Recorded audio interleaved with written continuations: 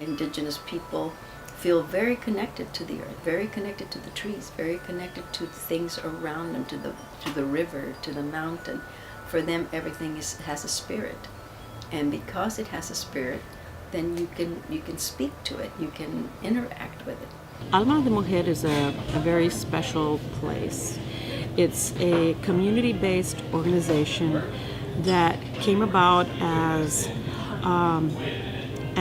we saw a need, or there was a need for a place, a safe place for women to come together, to voice their concerns, to have a safe place to express themselves, as well as to be able to be involved in issues related to social justice, and that being mainly the rights of indigenous people.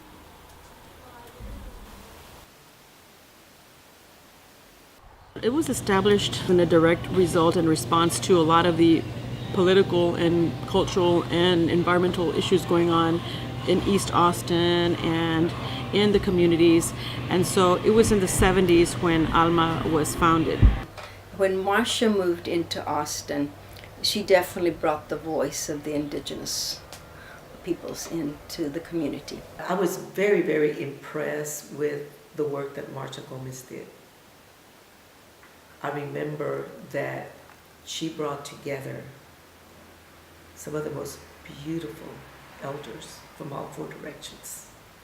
Marcia was a very strong Native American activist. And I think the vision that Marcia held was that she wanted the indigenous people from both what you would call the eagle and the condor, in a sense, the U.S.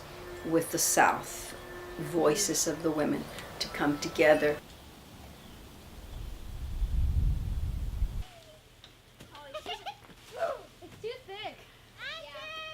The very first time I heard of Alma de Mujer was it was during a Mecha meeting. I had just joined Mecha in the fall of 2009.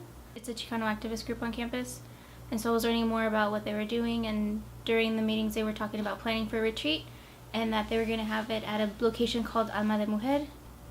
They talked about that it's on a lot of land, and it was built by monks, and it's very peaceful and serene, and it was just gorgeous, and so I was really excited. Since I'm majoring in Mexican American Studies, I'm learning a lot about the history of my indigeneity and how our ancestors lived and stuff like that. And it's really cool reading about it in a book, but it's a completely different experience when you actually get to go to a retreat center like Alma de Mujer and to learn from the women that run Alma de Mujer, who are able to tell you these stories and these legends, and that are able to pass on these different traditions of indigenous people, like smudging people off and praying and doing certain ceremonies. It's important, that people know that we're there, and that we're also there to help them grow, particularly students. There's a lot that they can learn at Alma, and there's a lot that we can give, and there's a lot I'm sure that they can give to us. So it creates community. And there's been a lot of transitions in the process, and there's been, like in every organization, political things that happen, and so there's been changes in terms of directorship. But always at the core is the philosophy that Marcia had, and that was to, always be mindful and conscientious of the needs of women, of indigenous people, and of the environment. So whatever changes have occurred in Alma really have been in terms of leadership and in terms of economy. And that's what's been the biggest and the most difficult change. Now that we're caught in this economic, crunch, and money from grants are harder to come by, I think it is imperative that we try to figure out a new model of how we can get a community-based support. And that is, I think, what we're trying to begin to build. It is our land, too. And it's being treated in such a special and respectful way that land isn't treated in other parts of Austin. Here is this beautiful, secluded place. It's very precious, and I think we should do the best we can to keep a place like that alive, and to do our part to keep running it and to help out as best we can. I feel like it is going to be the feminine voice that brings back a different way of understanding how we should relate.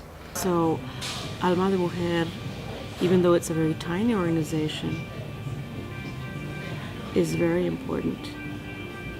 And I think that in the future will become even more important with the right leadership and because things, will come to a head and things will begin to settle again. And we'll be there.